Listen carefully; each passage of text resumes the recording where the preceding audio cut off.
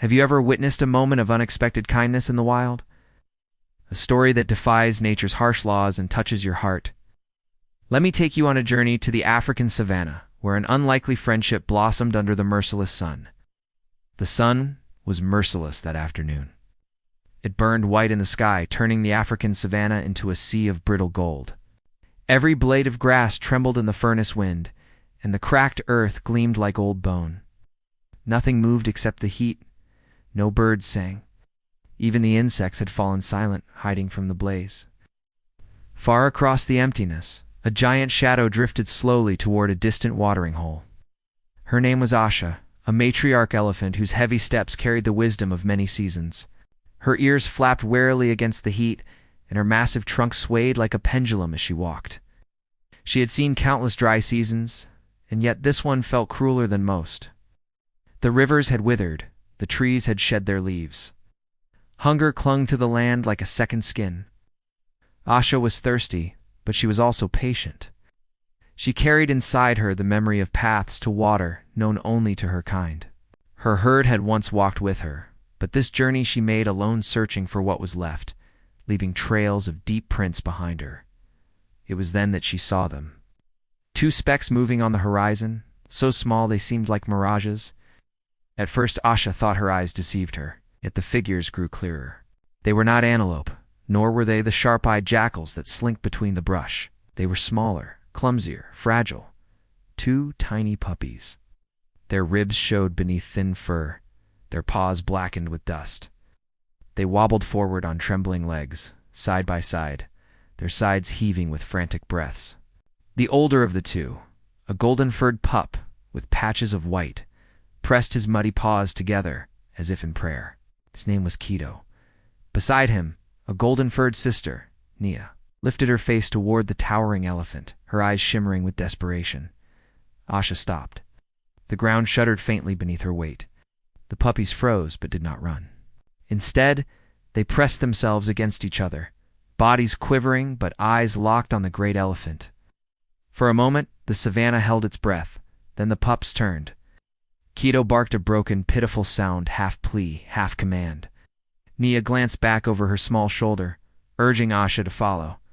The two hobbled toward a patch of broken brush where the air smelled sharp, tainted with sap and splintered wood. Curiosity stirred in Asha's ancient heart. Slowly, she followed. And then she saw it. A storm-fallen tree lay across the earth, its trunk thick as a boulder snapped cruelly in half. Beneath its weight, something stirred. A dog, her fur, the color of light earth, her body thin from hardship.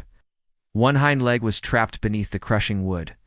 Her breaths came shallow, each exhale stirring the dust beneath her muzzle. Her eyes lifted, dull with exhaustion, yet steady, and met Asher's gaze. Her name was Amara. The pups rushed to her side, pressing their tiny bodies against her muzzle, whimpering soft notes of despair. Amara licked them weakly, her tongue barely lifting. She had no strength left to fight the tree, no hope left until now. Again Cato rose on trembling hind legs. He pressed his paws together in that strange, human-like gesture born of instinct, or perhaps something deeper. Beside him, Nia mimicked the motion, her little paws clutched in silent prayer. Asher's vast frame loomed above them, and still the pups did not cower. Their eyes blazed with a single plea. Help her. The elephant lowered her massive head, her trunk curling downward. For a heartbeat, the savanna seemed to still, as though the world itself waited for her choice. Gently so, impossibly gently for a creature of such strength, Vush the poosh plushed the pup's paw with the tip of her trunk. It was a touch of promise. Then she turned to the fallen tree. The earth quaked as Asha braced herself. Her trunk coiled around the rough bark, muscles rippling under wrinkled gray skin. Dust billowed as she exhaled, planting her feet wide. Slowly, inch by inch, the heavy trunk began to shift. Mara whimpered, a sound caught between pain and hope. Her paw twitched beneath the crushing weight. The pups cried out, pressing themselves tighter to her fur, as if willing her to hold on. The tree groaned, bark cracking under the strain. Asha heaved again, her great body trembling with effort. Her ears flared, her trunk pulled with raw, ancient power, At last the tree lifted. Mara gasped, a broken sound that was neither bark nor whine, but the first breath of freedom. Though a trapped leg slid free, though it trembled with pain. The elephant stepped back, releasing the fallen giant of wood to the side. Silence swept the savannah. Then, with all the strength left in her body, Amara pulled herself forward and collapsed against her pups. Keto and Nia buried their faces in her neck, their tails wagging desperately through tears of relief. Amara licked them each in turn, her eyes lifting once more to the towering figure above her. In that gaze something passed, gratitude too deep for words, too timeless for sound. Asha dipped her head, a low rumble echoing in her chest. Then, without a word, she turned. Her massive shadow swept across the family, a cloak of protection for a fleeting moment. She walked back into the blazing horizon, each step carrying her further into the golden sea of grass. Kato and Nia curled against Amara's side. She trembled, but her heart beat strong again. Her tongue swept over their tiny heads as if to remind them she was still here.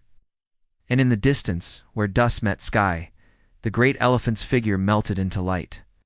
If you were to stand there, on that patch of cracked earth, you might see only paw prints and footprints pressed side by side, tiny and vast, fragile and eternal.